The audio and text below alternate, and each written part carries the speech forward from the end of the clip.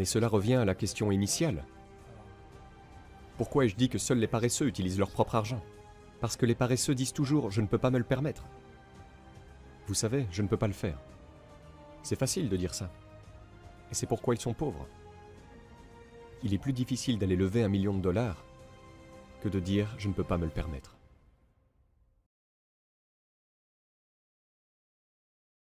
C'était il y a longtemps quand j'ai lancé Millennial Money pour la première fois. Et j'ai fait ma remarque habituelle. Seuls les paresseux utilisent leur propre argent. Et c'est parce que j'ai passé une grande partie de ma vie à lever des capitaux. Vous savez, aujourd'hui, vous avez le financement participatif et tout le reste. Mais la raison pour laquelle j'ai dû apprendre à lever des fonds était parce que je n'avais pas d'argent. Et donc, si vous lisez « Père riche, Père pauvre », mon père riche a toujours dit « Ne dites jamais que je n'ai pas les moyens ». Et mon père riche, et beaucoup de mes professeurs disaient cela. Les paresseux disent toujours que je n'ai pas les moyens d'avoir ceci ou cela. Je n'ai pas d'argent. C'est pourquoi ils sont pauvres. Ils ont un mauvais état d'esprit. Donc, au lieu de trouver comment collecter des fonds, c'est vraiment facile d'être un perdant, et je les appelle des perdants. Cela leur fait tourner la tête.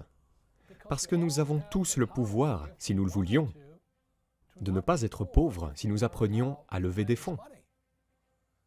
Vous savez, et la raison pour laquelle je suis bouleversé, c'est que j'ai encore chaud comme ça.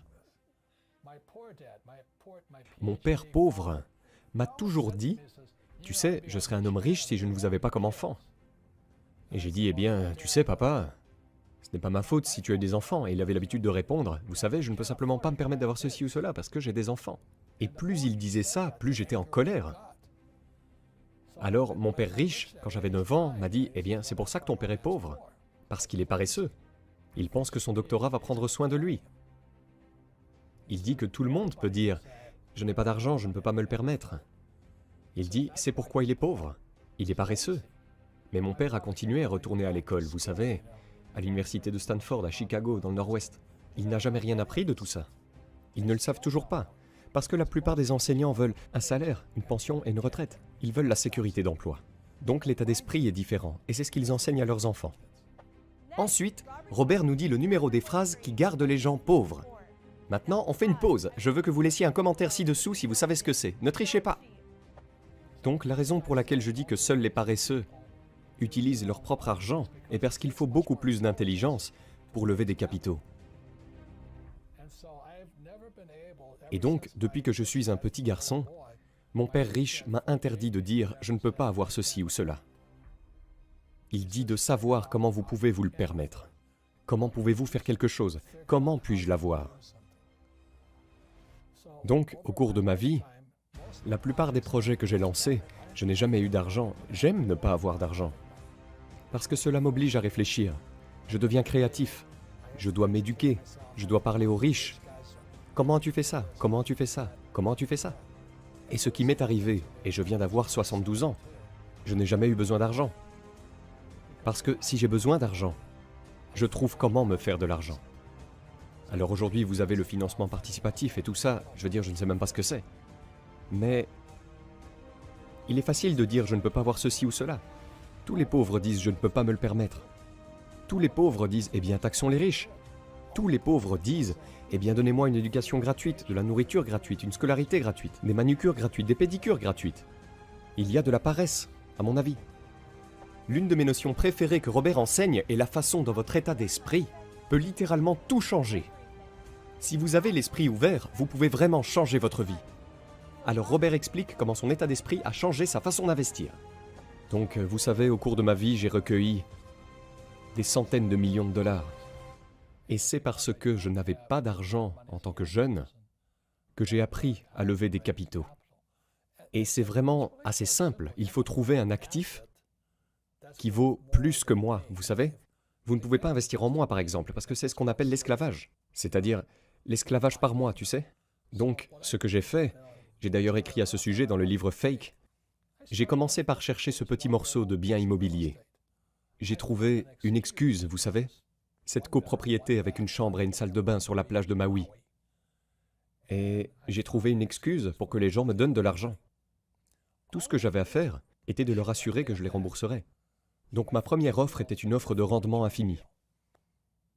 Je n'avais pas d'argent dans la transaction parce que c'était une dette à 100%. C'était un appartement de 18 000 $. Vous ne pouvez plus les toucher pour autant. Mais l'économie était mauvaise. J'ai donc acheté cet appartement de 18 000 $. Le gars voulait 10% de moins, tu sais. Vous n'avez pas besoin de mathématiques plus élevées. 10% de 18 000, c'est combien, amateur de sport? 1800 $. J'aurais pu utiliser mon argent, j'avais de l'argent. Mais cela serait trop facile. Robert nous dit que les paresseux utilisent leur propre argent. Découvrons exactement ce qu'il entend par là. Seuls les paresseux utilisent leur propre argent. Et c'est ce qui fait énerver beaucoup de gens. Ils disent « Vous m'appelez paresseux ?» Et je réponds « Oui, je t'appelle comme ça. » Parce que tu es le même genre de personne qui dira « Je ne peux pas me le permettre. Je ne peux pas faire ceci, je ne peux pas avoir cela. » C'est justement à ce niveau le problème. C'est ici, c'est un bien immobilier entre cette oreille et cette oreille. Je ne peux pas faire ça. La plupart des membres de ma famille disent « Oh oui, je ne peux pas me le permettre. » Mon père a appris à dire cela, ma mère a appris à dire cela. Mon père riche a dit que je ne devrais jamais dire ça. Laissez-moi vous poser cette question. Vous savez, vous travaillez pour l'entreprise Rich Dad. Quelle est la part de mon argent dans cette entreprise? 0, 0. 0. Lors de l'utilisation d'OPM, Other People's Money, en français, l'argent des autres, une question que j'avais pour Robert était « Que se passerait-il si l'affaire tournait mal ?» Il répond en racontant l'histoire de l'une de ses plus grosses erreurs. Voilà ma plus grosse erreur. Donc, je me débrouillais très bien ici. C'était en 1973, j'ai commencé à acheter ma première offre, et c'était une affaire de 18 000 $. 1800 $ d'acompte, 25 $ par mois, flux de trésorerie. J'avais des rendements infinis. Et puis, j'ai continué à faire ça, j'avais beaucoup de biens.